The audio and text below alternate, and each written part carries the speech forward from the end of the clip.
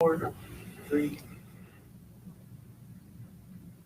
Welcome to In Pinecrest. I'm Guido Inguanzo. We're coming to you live from the studios at Community Newspapers.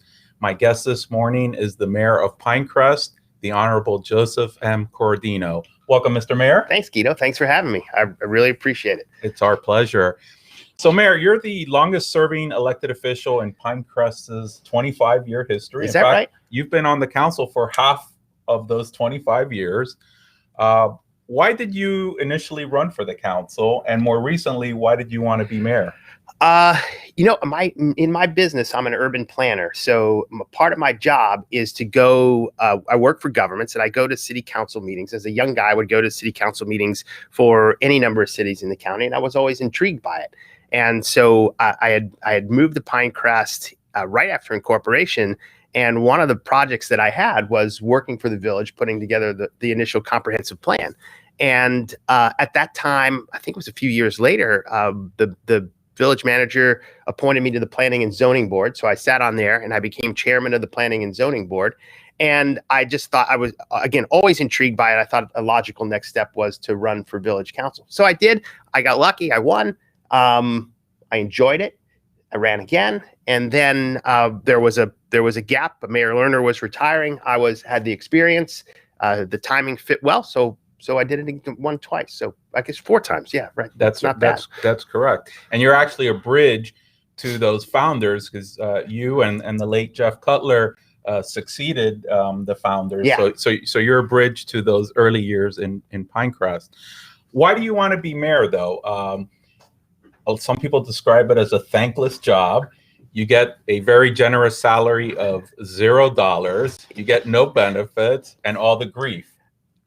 I love the job. I'm not a doctor. I'm not a lawyer. I'm an urban planner. I love government. I like to help people. And in a small way, look, people don't want to come to Village Hall for just about anything. When they need us, it's the most important thing in the world to them that day.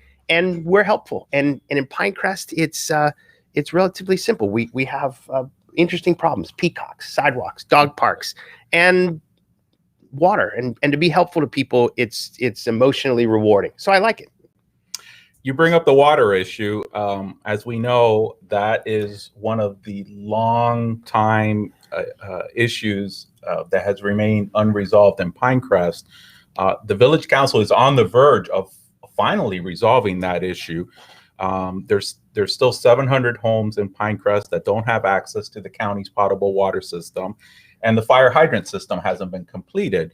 Tell us more about the water issue and this proposal to finally settle that matter. Yeah, this is really a once in a generation, once in a long time opportunity. We had been seeking money, I believe, ever since incorporation for water, right? Remember, it's a county water system. So they own, operate, occasionally maintain the water system, but they don't have a legal mechanism to put in water for new customers. That is supposed to be done by the customer. And for whatever reason, in the 50s and 60s, Pinecrest, they didn't demand that the builder put the water system in. So we started off with probably 2,000 homes after incorporation without access to water. And over time, we've been pecking away at it. We had received money, I think way back in 2008, was it? And applied that money to the project.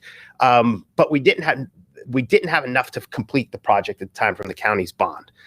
We hadn't really received any money since that time. And now with the COVID Relief Act that came out from the President Biden's administration, we've got enough to finish about 65% of the project. So the council then has a difficult decision to make.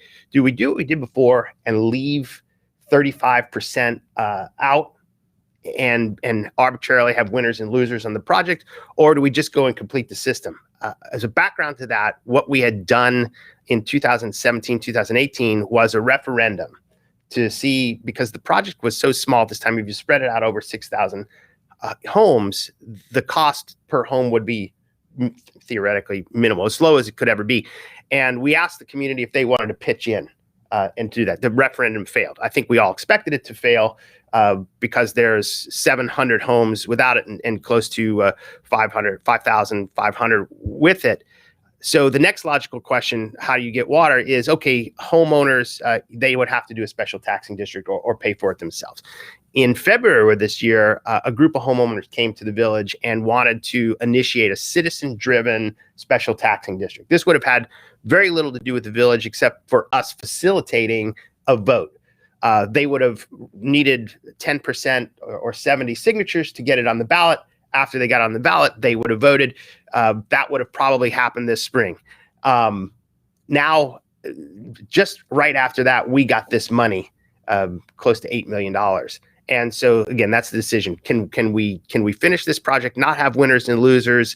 If we were to do this, it would never be cheaper for anybody in Pinecrest, not the village, not the homeowners. And so we're considering it. We're going to have a couple of workshops coming up with the manager to educate folks, a hearing on May 11th, and we'll go through the process and see if it passes. I have a good feeling it may pass. And that money you talk about, the $7 million, Pinecrest is slated to receive approximately $8 million from the American Relief Plan. And there are, of course, as with monies from the federal government, there are strings attached to that money and very specific uses. And our shovel-ready water project is one of those projects that fits the bill. And so that's why the village council was ready to make that decision. Yeah, it's almost perfect. You have to spend it relatively quickly. It's got to be a project that's up and running. Ours has been all designed. It's ready to go. Literally could start construction this summer. And again, there's not much else we can spend the money on. So there's probably less than $1 million of other things that we could spend the money on. And so instead of returning it, let's just go and finish this water project once and for all, because it's been, and nobody likes it, by the way. It's not fun to have to finish somebody else's water project, but we just don't have a choice. And I think we can get our citizens off the hook in a large way by doing this, and it'll be cheaper for everybody in the long run. So very excited about this. And that 35% balance on the project that the property owners are going to pay, those are only the affected property owners. And what is going to be the annual cost to those property owners? It's about $1 a day. So again, it's never going to be cheaper. $1 a day is, if we would have offered us $1 a day for the water system 25 years ago, I think we would have all been in on it. And everybody needs access. The water system is insecure at this point in time. You just don't know how long the wells are going to last. Not only because we do have saltwater intrusion that's inching its way westward from the bay, and then it's an old farm community, so there have been pockets of things like arsenic in those, and people got to test their wells. This gives everybody the opportunity to have access to very clean, very safe water.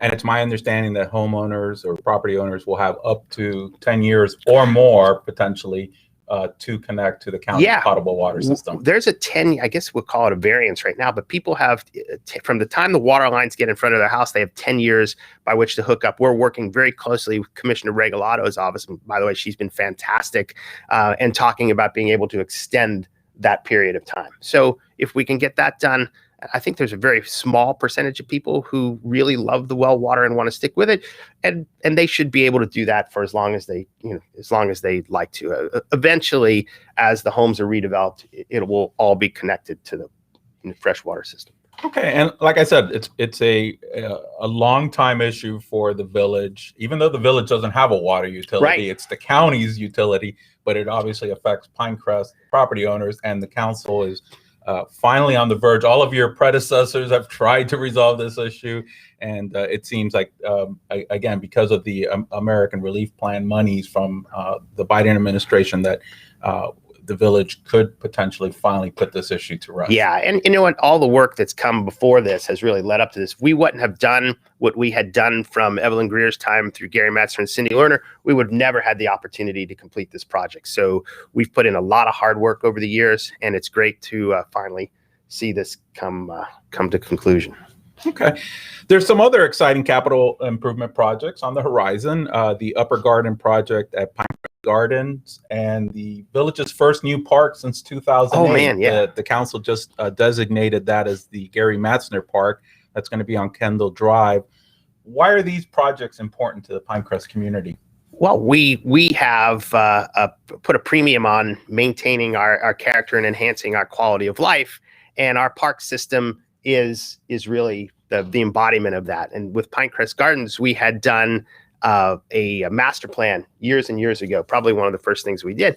And this project in the Upper Gardens is the last of those projects to get done. So we've now completed the entire master plan. Just we need to fix this one up. And it's the petting zoo and the swing set and the play area there that was in I guess we consider it vintage, right? It's ready to go. The poor animals, oh, the poor animals. So we got that taken care of. And then we had an interesting property. I don't know if people remember Judge Palermo, who used to live at the corner of 67th and 88th.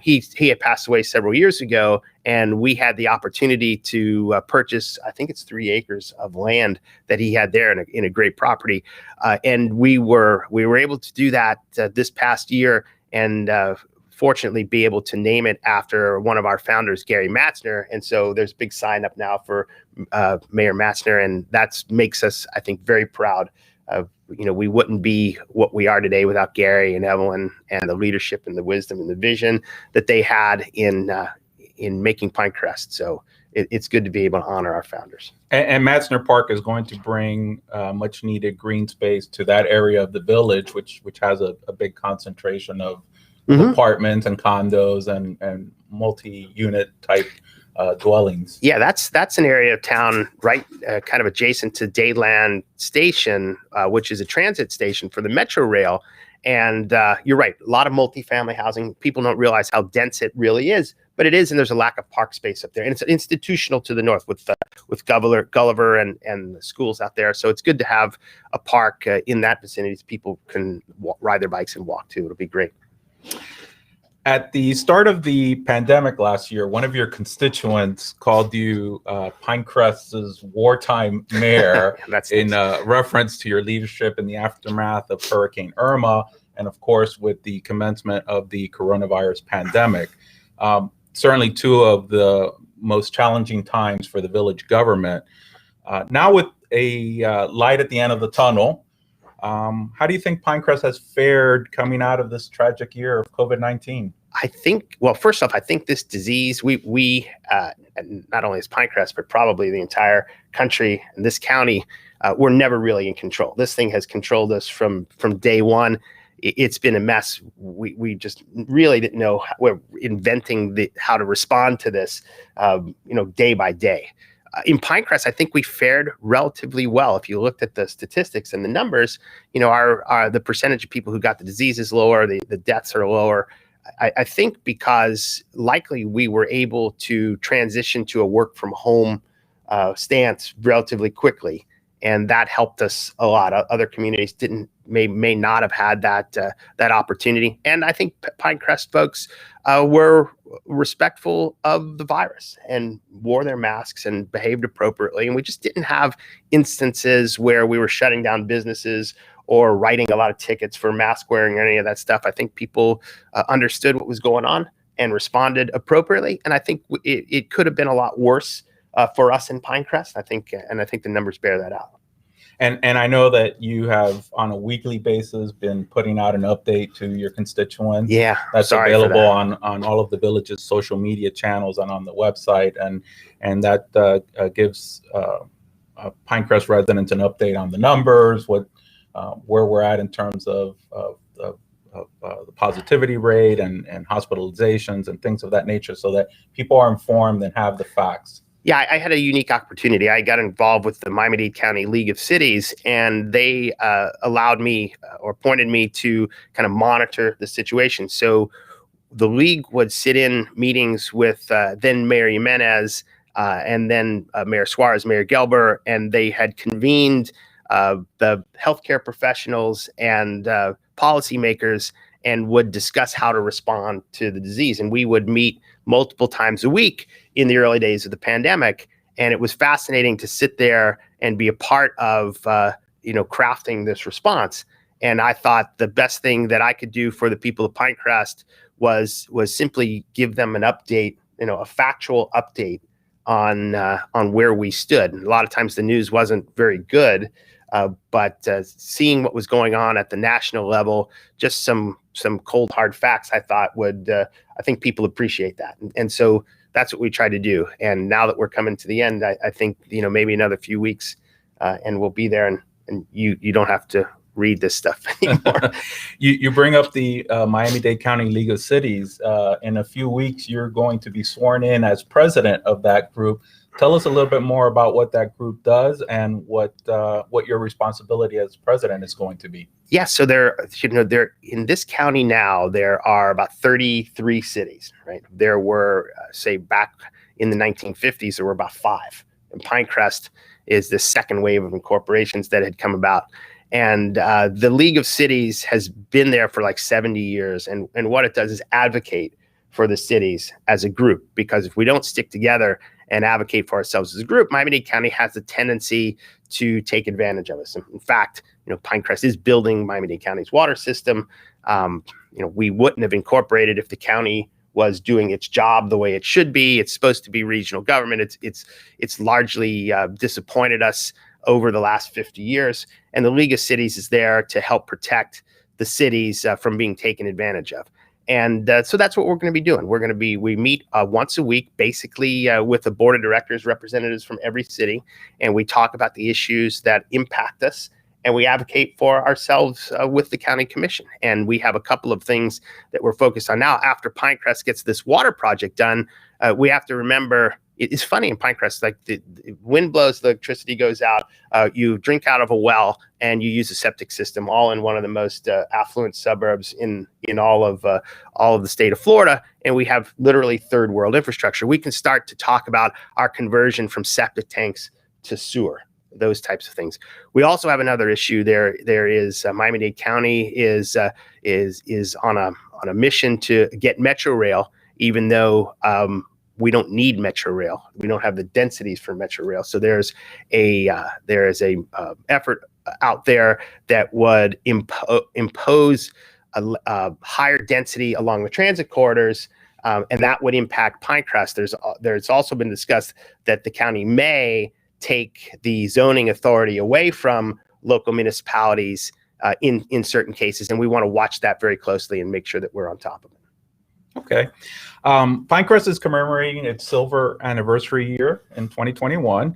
What do you think has been the most important outcome of the community's incorporation and the establishment of the village government? I think Evelyn Greer said it best when you interviewed her last time. I think it was the creation of a community. And I think when you really look at it, they did a great job of forming a government. They put all the pieces in place. It's a small government. It's very responsive to the citizens. But I think what it did was give us all a sense of pride that we lived in Pinecrest, really a new place. Was in maybe a neighborhood before, and now it's a place that is nationally known. A lot of folks are moving here from other parts of the country because it's probably one of the most beautiful places in Miami-Dade County. So I think just the sense of community is the best thing that we've ever done. Okay. Well, Mayor, thank you very much. We appreciate pleasure. you joining us. Thanks for having me. You can be reached via the village's website. You're very accessible. You put your cell phone number out there all the time. Yeah. So if there's any issues that any of your constituents have, they can easily reach you. You often say that you like to provide a concierge level of service. And so we appreciate you taking the time. Thanks for joining us on In Pinecrest.